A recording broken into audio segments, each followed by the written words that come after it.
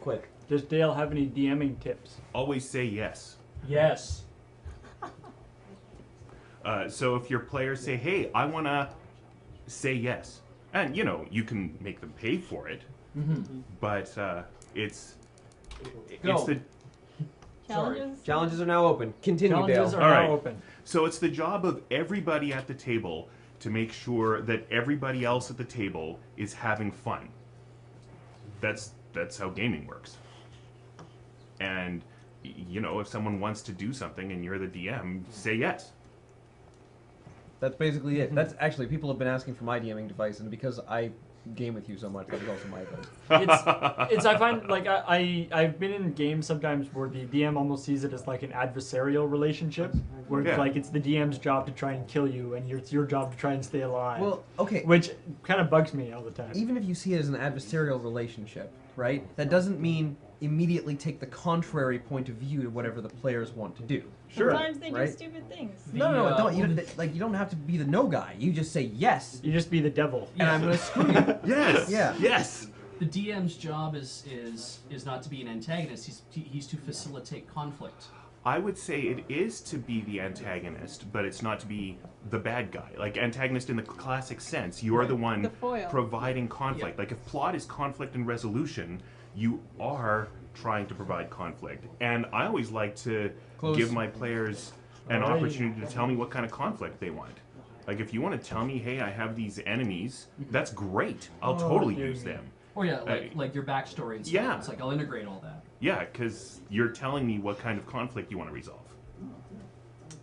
I do I just started playing D&D, but I've been this is Beach talking in case anyone can't figure it out. I just started playing D&D. We're doing 4th edition right now, and I'm only like 6 sessions in, but I was immediately struck by how many improv rules are immediately applicable to how you Yes. role play. Yes. I mean, that's basically what it is, just sort of more structured. So I've developed a seminar, and I go to cons now, and I present improv for role players as a way of teaching people. And I have people, it's amazing, I have people in the audience, I'm like, you should try to use these things, like, but how do I resolve a thing where, this is great, somebody said, there was a character and he's playing chaotic evil, and so he's doing stuff as a jerk to one of my other characters, and in character they're both supposed to be at each other's throats, but they're friends in real life, but then this big conflict happened, and I'm kind of like, well, then you have to try to help them both get out of the interpersonal conflict, that why one guy wants to kill the other guy, or you have to rely upon, you have to say to your characters, you have to find a way that makes sense for your characters to get out of it, don't put this on me. Yeah. And it's kind of amazing how a lot of people are like, but I can't do that. And I'm like, well, no, you can do that. The rules are very open-ended. Kelly's not here. She is not here yet. Okay. She's hoping to be here as early as she can be today, but she went home at like 1 a.m. or something last night. So. We have $500 to shave beard on camera. Nobody actually No one has a beard on camera right now. Mm-mm. I mean, some people have. Scruffy. Yeah. Just scruffy. I don't know. This is a shocking lack of beards compared Wait, to yeah. the Woodstock I was at on Thursday. Do we even have a razor? Well, that's We don't have required one later. here, but we could acquire one. There are people coming and going, and there are drugstores and things nearby. I mean, there's I'm honestly gonna so many I'm gonna beards. reject that one for the moment. I mean, Graham does have a beard, Yep. Yeah.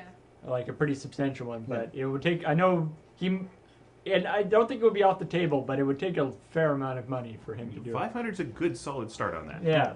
So keep your $500 and wait till more people get here. Oh, Black Rider, there's the GURPS question. It depends on the situation. So the GURPS game I just finished running was a Star Trek game, and it was kind of an adversarial thing, but it was set up, and the players knew about that ahead of time. They were playing red-shirted security guards, going out on the kind of missions that red-shirted security guards do, and I told them that if even one of them could survive 10 missions, then the whole group won. GURPS was great for that because they could make their, 50-point characters who were, security guards, and they'd been through basic training, and I gave them a template for that, and then they basically didn't get better, right? And if you were playing that in, D20 Future or whatever, they would have gotten really, really strong, which it doesn't work for red shirts at all. Red shirts are wusses and wimps. So GURPS worked well for that, and I didn't need to homebrew it because the rules were all there. Homebrew is a lot of work for the DM and for the players. They got to learn stuff. It probably hasn't gone through a lot of play testing the way, the 4th edition of another rule set would have.